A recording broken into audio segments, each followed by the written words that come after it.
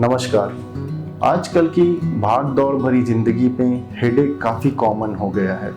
क्या सभी हेडेक एक समान है?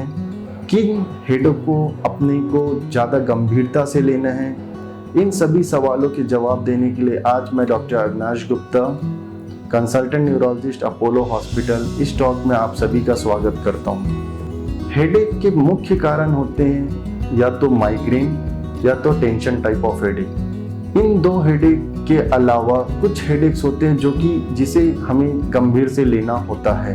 हमें हेडेक के मुख्य सिम्टम्स को पहचानना, उसके कारण को जानना और उसे रेक्टिफाई करना बहुत ही इम्पोर्टेंट होता है।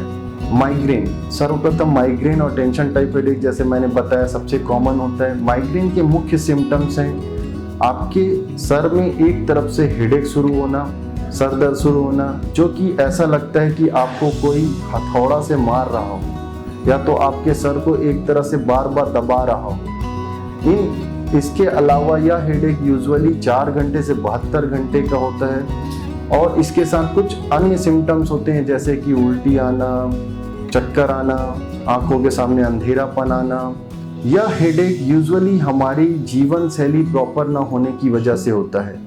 जीवन शैली से अर्थात है समय पे खाना ना खाना, अत्यधिक स्ट्रेस लेना, नींद की कमी, ज़्यादा धूप, ज़्यादा साउंड, ज़्यादा मोबाइल का यूज़ करना।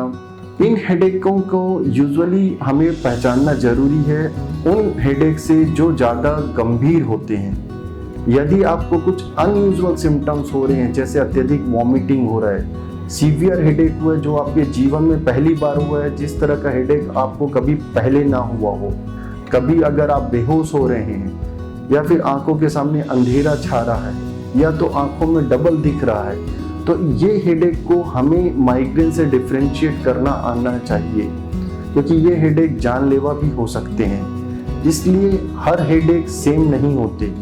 कुछ हेडेक जो रिकरेंट बार बार सेम सीवियरिटी से हो रहे हैं, सेम पैटर्न के हो रहे हैं, उन हेडेक को जो नया हेडेक है जिसमें सीवियर हेडेक हो रहा है, पेन की सीवियरिटी ज़्यादा है, प्रथम बार हुआ है, चोट लगने के बाद हुआ है, जिसमें बेहोश हो रहे हैं, आंखों में डबल दिख रहा है, उन हेडेक को डिफरेंशिएट करना बहुत ही ज़रूरी है ताकि हम जल्द से जल्द उसमें स्कैन कराएं, ब्रेन का एमआरआई कराएं और देखें कहीं कुछ हमारे दिमाग के अंदर कुछ प्रॉब्लम तो नहीं है।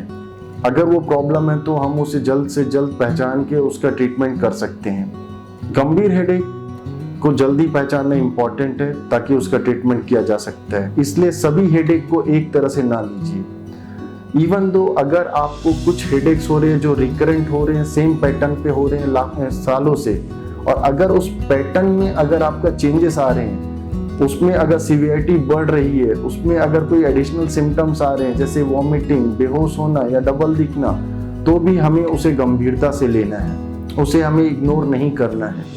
इग्नोर करने से लाइफ रिस्क हो सकता है।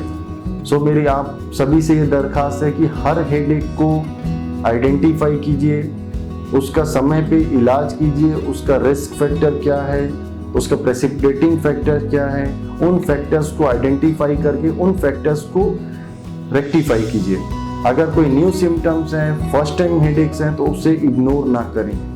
इसके अलावा मैं चाहूँ आपको कुछ हेडेक्स के मुख्य प्रेसिपिटेटिंग फैक्टर जो आमतौर पे 90% लोगों में होता है, जैसे समय पे खाना ना खाना, समय पे सोना नहीं, बाहर का खाना, अत्यधिक जंक फूड खाना, एक्सेसिव धूप, साउंड्स, मोबाइल्स का इस्तेमाल करना, तनाव रखना, इसके अलावा योगा, एक्सरसाइज, मेडिटेशन ना करना।